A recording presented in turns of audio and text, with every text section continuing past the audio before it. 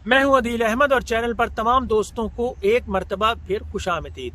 अगर आपने चैनल को अभी तक सब्सक्राइब नहीं किया है तो मेरी आपसे रिक्वेस्ट होगी कि चैनल को सब्सक्राइब कीजिए ताकि आपको नई वीडियोस का नोटिफिकेशन मिल सके।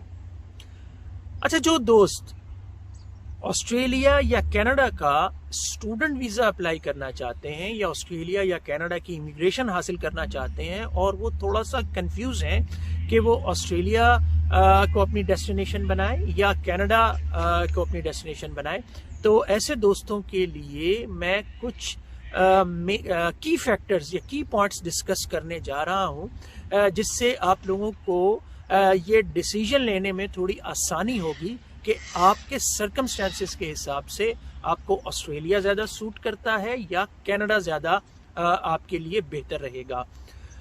अच्छा, सबसे पहले मैं दोनों कंट्रीज़ की थोड़ी सी ज्योग्राफी और डेमोग्राफी डिस्कस कर लेता हूँ। देखिए, दोनों ही ऑस्ट्रेलिया और कनाडा दोनों ही दुनिया के लैंड या एरिया के हिसाब से बड़ी कंट्रीज़ में आते हैं, लेकिन दोनों ही क्योंकि एक बहुत ज़्यादा डेवलप्ड कंट्री है और तो इस वजह से और पॉपुलेशन बहुत कम है, तो इसलिए यहाँ पर इमिग्रेंट्स की बहुत ज़्यादा रिक्वायरमेंट है, यंग लोगों की बहुत ज़्यादा रिक्वायरमेंट है और इमिग्रेंट्स के लिए यहाँ पर बहुत ज़्यादा अपॉर्चुनिटीज़ भी हैं।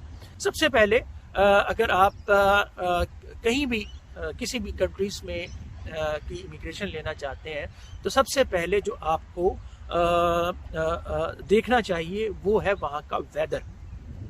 पहले बात कर लेते हैं कनाडा की। देखिए, कनाडा का वेदर जो है वो जनरली बहुत ज़्यादा ठंडा है।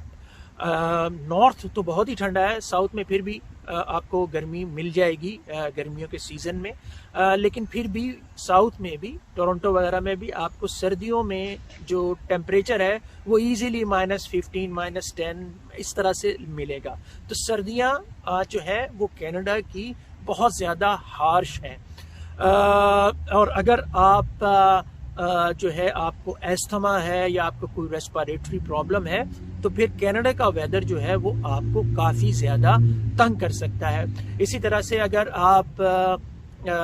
आप यहाँ की इमिग्रेशन ले रहे हैं और बाद में अपने पेरेंट्स को भी बुलाना चाहते हैं और उनको अर्थराइटिस या जोड़ों का प्रॉब्लम है, या आप भी जब थोड़ी बड़ी उम्र के में पहुँचें और आपको भी थोड़ा अगर जोड़ों का प्रॉब्लम हो सकता है, तो फिर कनाडा का वेदर जो होगा वो आपको बहुत ज़्यादा तंग करेगा। इसी तरह से क्योंकि वहाँ पे धूप कम निकलती है तो विटामिन डी का इशू भी आता है कि धूप नहीं है और हर वक्त आप घर में रहते हैं, तो मतलब खुली हवा का या बाहर जाना थोड़ा सा कनाडा के वेदर में आपको काफ़ी महीनों में, जो सर्दियों के महीने उनमें काफ़ी आपको परेशानी आ सकती है। अच्छा, अब बात कर लेते हैं ऑस्ट्रेलिया की। देखिए, ऑस्ट्रेलिया के बारे में आपको थोड़ा सा सबसे पहले बता दूं कि ये सदर्न हेमिस्फेयर में है और सदर्न हेमिस्फेयर में होने की वजह से यहाँ पर जो सर्दियाँ हैं वो नॉर्थ के एरियाज के हिसाब से डिफरेंट होती हैं। यानी कि यहाँ पे अप्रैल और मई खिज़ा है, यानी कि ऑटम है, और जून जुलाई जो है यहाँ पर सर्दियों का सीज़न होता है। अब आप देख सकते हैं कि सर्दियां तकरीबन शुरू होने वाली हैं, लेकिन मैं यहाँ पे टी शर्ट में बैठा हुआ हूँ। लेकिन अगर वहाँ पर कनाडा में सर्दियां शुरू होने वाली हों तो आप तसव्वुर भी नहीं कर सकते कि आप इस तरह से टी शर्ट में बैठेंगे। बल्कि और यहाँ की जो ऑस्ट्रेलिया की सर्दियां हैं वो बहुत ज़्यादा हार्श नहीं है। मेलबर्न, सिडनी वगैरह में या कैनबरा में टेम्परेचर गिर जाता है 5-6 या कभी कभार 0 भी हो जाएगा, लेकिन जनरली जो एवरेज टेम्परेचर है वो सिडनी, मेलबर्न का वो आपको 6, 7, 8 इस तरह से ही मिलेगा रात में, और डे में आपको अक्सर आपको सनी डेज और ब्राइट डेज आपको मिलेंगे। लेकिन अगर आप अगर आप वेस्टर्न ऑस्ट्रेलिया में हैं या नॉर्दर्न टेरिटरीज में हैं या आप क्वींसलैंड वगैरह में हैं, तो क्वींसलैंड में तो बल्कि आपको तकरीबन सारा साल ही धूप मिलती है और टेम्परेचर जो है ब्रिस्बेन या गोल्ड कोस्ट का वो तकरीबन 23-24 सारा साल ही रहता है। तो मौसम की शिद्दत के हिसाब से, और अगर आप पाकिस्तान से हैं तो आपको और अगर आपको कोई इस तरह के प्रॉब्लम नहीं है, अस्थमा प्रॉब्लम है, हेल्थ रिलेटेड प्रॉब्लम है, तो मेरा ख्याल है गर्मियों के हिसाब से आपको ऑस्ट्रेलिया जो है वो ज़्यादा सूट करेगा एज़ कम्पेयर टू कनाडा। अच्छा, अब दूसरी बात कर लेते हैं वीज़ा रेशो कि कौन सा मुल्क जो है वो आपको स्टूडेंट्स को वीज़ा बहुत ज़्यादा देता है या ज़्यादा चांसेस हैं आपको स्टूडेंट वीज़ा के। देखिए, ये कहना कि जी कनाडा में स्टूडेंट्स को आसानी से वीज़ा मिल जाता है या ऑस्ट्रेलिया में ज़्यादा आसानी से मिल जाता है, मेरा ख्याल है कि ये बात ठीक नहीं होगी, क्योंकि दोनों ही कंट्रीज़ मोर और लेस उनका सेम ही रेशो है वीज़ा देने के हिसाब से। ऑस्ट्रेलिया में भी इसी तरह से वीज़ा दिया जा रहा है और कनाडा में भी उतना ही वीज़ा, उसी रेशो से वीज़ा अप्रूव भी होता है और रिजेक्ट भी होता है।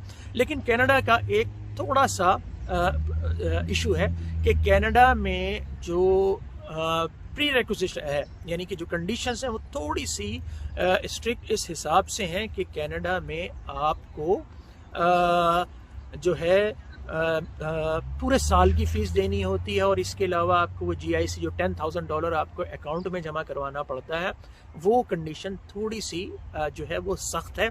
और जो लोग थोड़ा जिनका बजट कम है तो उनके लिए ऑस्ट्रेलिया जो होगी वो जो है वो थोड़ा सा इकोनॉमिकल होगा, या क्योंकि यहाँ पर आपको इतनी फ़ीस दिखानी है, पहले एडमिशन फ़ीस दें और बाकी आप यहाँ आकर आप जैसे मर्ज़ी फ़ीस दें उनको आप दे सकते हैं। लेकिन कनाडा में आपको 10,000 अपने बैंक अकाउंट में रखने पड़ेंगे कि वो आपके साल के ख़र्चा, और आपको 1 साल की यूनिवर्सिटी फ़ीस देनी पड़ेगी। तो ये जो है ख़र्चा थोड़ा सा ज़्यादा हो जाएगा और जिनका बजट कम है तो उनके लिए कनाडा की ये वाली जो कंडीशन है ये थोड़ी सी उनके लिए हार्श है। जबकि ऑस्ट्रेलिया में आपको सिर्फ अकाउंट में अपने पैसे दिखाने हैं, आपको पहली फ़ीस देनी है और उसके बाद आप अगर ऑस्ट्रेलिया आ जाते हैं तो फिर आपको आप अपना कमा के फ़ीस भर भी सकते हैं, लेकिन कनाडा में आपको पहले ये सब देना पड़ेगा। अच्छा, तो मेरे लिए इस हिसाब से स्टूडेंट वीज़ा के हिसाब से जो है वो मैं रेकमेंड करता हूँ ऑस्ट्रेलिया को। इकोनॉमिकल थोड़ा सा ज़्यादा है एज़ कम्पेयर टू कनाडा, लेकिन इसका मतलब ये नहीं है कि ऑस्ट्रेलिया में आसानी से वीज़ा मिल जाता है या कनाडा में बड़ी मुश्किल से मिलता है। दोनों के रिजेक्शन और अप्रूवल रेट ऑलमोस्ट सेम है। अच्छा, अब अगली बात कर लेते हैं इमिग्रेशन की।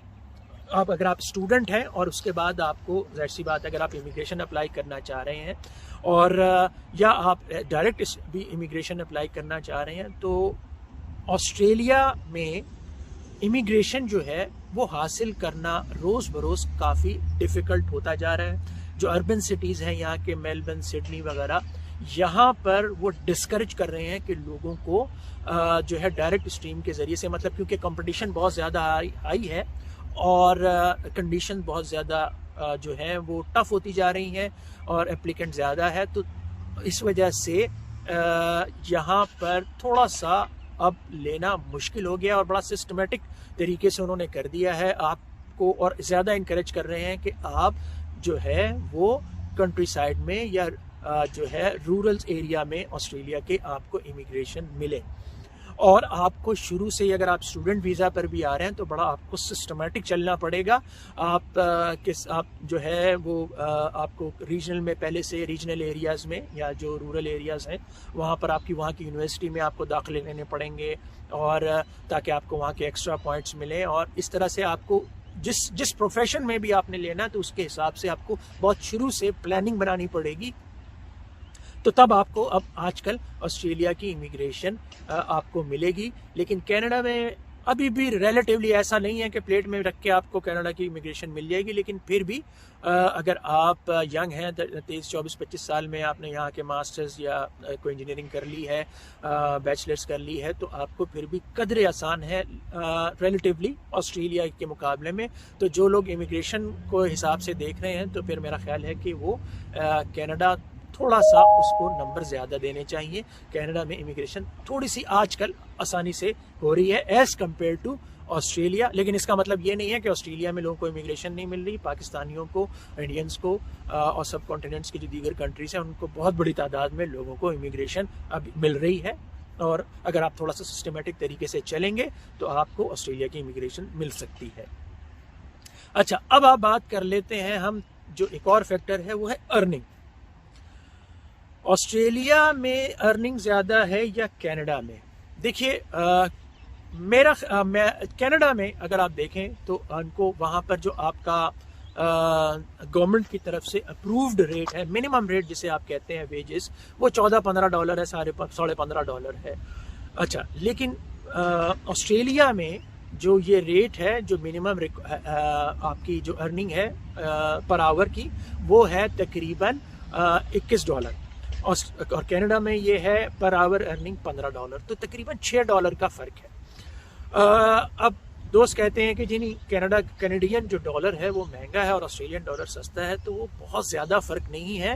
आपको 5 या 6 सेंट ऑस्ट्रेलियन US डॉलर के हिसाब से अगर आप देखें तो आपको फ़र्क आता है। और एंड ऑफ द डे अगर आप देखेंगे तो आप कनाडा से ज़्यादा ही आपकी अर्निंग होती है। स्टूडेंट ऑस्ट्रेलिया आते हैं 2,000 जो है वो यहाँ पर वीकली ऊबर के ज़रिए सिक्योरिटी करके और इस तरह की और जॉब्स करके, पहले साल में नहीं लेकिन 1 साल के बाद इस तरह की उनकी अर्निंग होना शुरू हो जाती है। जब वो यहाँ आते हैं तो साल के बाद उनकी अर्निंग 2-2 हज़ार पर वीक भी ले लेते हैं। यहाँ से फीस भी जमा करवाते हैं और उसके बाद जो है वो पाकिस्तान भी पैसे भिजवा पाते हैं। तो इसलिए अगर अर्निंग के हिसाब से देखा जाए तो ऑस्ट्रेलिया कनाडा से काफ़ी ज़्यादा बेहतर है। इसलिए मैं ऑस्ट्रेलिया को अर्निंग के हिसाब से स्टूडेंट के लिए मैं ज़्यादा पॉइंट दे रहा हूँ। अच्छा, अगला पॉइंट डिस्कस कर लेते हैं रेसिज्म के बारे में। ऑस्ट्रेलिया के बारे में एक जनरल परसेप्शन डेवलप हो गया है कि ऑस्ट्रेलिया जो है वो एक रेसिस्ट कंट्री है और यहाँ पे रेसिज्म बहुत ज़्यादा है। मैं यहाँ पे गुज़िश्ता कई सालों से रह रहा हूँ, मुझे कोई रेसिज्म का इतना बहुत बड़ा इशू जो है सामना नहीं करना पड़ा। रेसिज्म का कोई बहुत बड़ा मसला हुआ वो मैं नहीं कह रहा कि रेसिज्म बिल्कुल नहीं है, थोड़े बहुत मसाइल ज़रूर हैं, लेकिन ऐसा नहीं है कि आप कनाडा में जो है आपको अगर आप एयरपोर्ट से बाहर निकलते हैं तो आपको जो है वो फूलों के हार पहनाए जाते हैं, और अगर आप ऑस्ट्रेलिया में आते हैं तो आपको एयरपोर्ट से ही आपके साथ रेसिज्म शुरू हो जाता है। ऐसा नहीं है। यकीनन अच्छे बुरे लोग ऑस्ट्रेलिया में भी हैं और कनाडा में भी होंगे। अहम बात यह है कि सरकारी सतह पर रेसिज्म को बहुत ज़्यादा डिस्करेज किया जाता है। ऑस्ट्रेलिया में बहुत ज़्यादा इमिग्रेंट्स हैं सब कॉन्टिनेंट से, इंडिया, पाकिस्तान, बांग्लादेश, मुख्तलिफ फील्ड में काम कर रहे हैं और बहुत ज़्यादा तरक्की कर रहे हैं। तो मेरा नहीं ख्याल है कि ऑस्ट्रेलिया में आपको रेसिज्म का ऐसा कोई इतना बड़ा इशू है कि अगर आप कनाडा या ऑस्ट्रेलिया को जो है वो सेलेक्ट कर रहे हैं, चूज़ कर रहे हैं, तो आप कनाडा को ज़्यादा वेटेज दें और ऑस्ट्रेलिया को सिर्फ इस बुनियाद पर या इस बेस पर आप यहाँ का वीज़ा अप्लाई ना करें कि यहाँ पे रेसिज्म है। तो ऐसा बिल्कुल नहीं है।